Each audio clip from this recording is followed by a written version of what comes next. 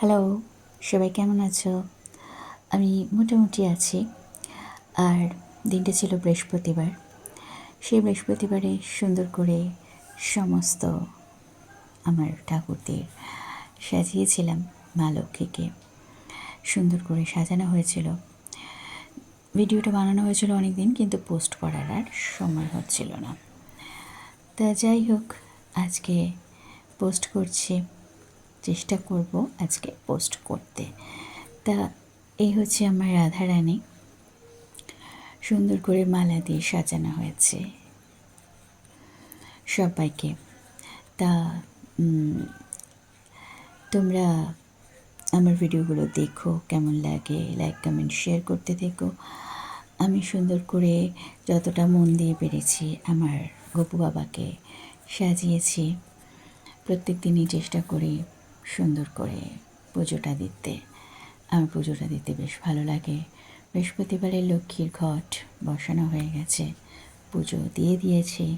তারপরে ভাবলাম একটুখানি ব্লগটা রেডি করি, যেহেতু অনেক দিন এই ধরনের ব্লগ তোমাদের সাথে শেয়ার করা হয় না, তাই জন্য। আর এগুলো ছিল মাছ, আমার ছেলে ধরেছিল সেই পুকুর থেকে, সেগুলো কাটা হয়নি, তাই এগুলো আজকে কেটে রান্না করার পালা। ছাদের বাগানে সুন্দর বেগুন হয়েছে। আমার বেগুনগুলো বেশ বড় বড়ই হয়েছে, ভালো, মানে বাড়িতে যতটুকু পসিবল আর কি। যদিও বেগুনগুলো রাখা যায় না, কারণ ইঁদুর কাঠবিড়ালি সবাই খেয়ে নেয়। তো যাই হোক, যে কটা আছে সে কটাই ফুলগুলো ফুটেছে, অপরাজিতা কটা কটা করে ফোটে।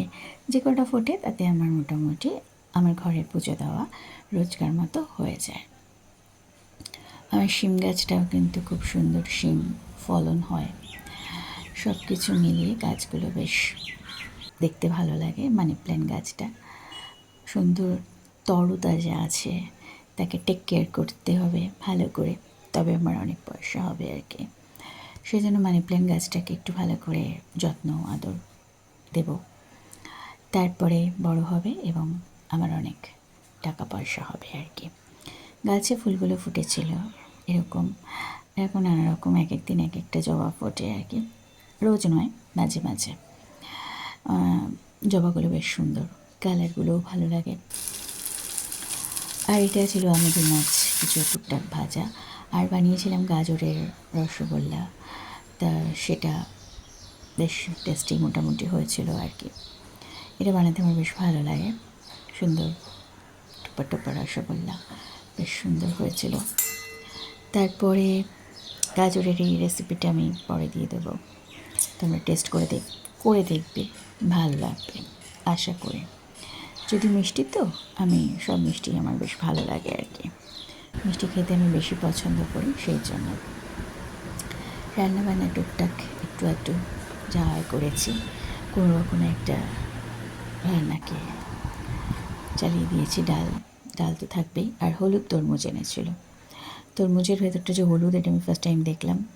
শরীরটা খারাপ সত্ত্বেও নানা রকম রান্না করতেই হবে, সেটা হচ্ছে মানে খুব জরুরি আর কি। আর এগুলো বাদবাকি সবজি, সেগুলো গুছিয়ে রাখতে হবে। তো আপাতত বাই, গুড নাইট।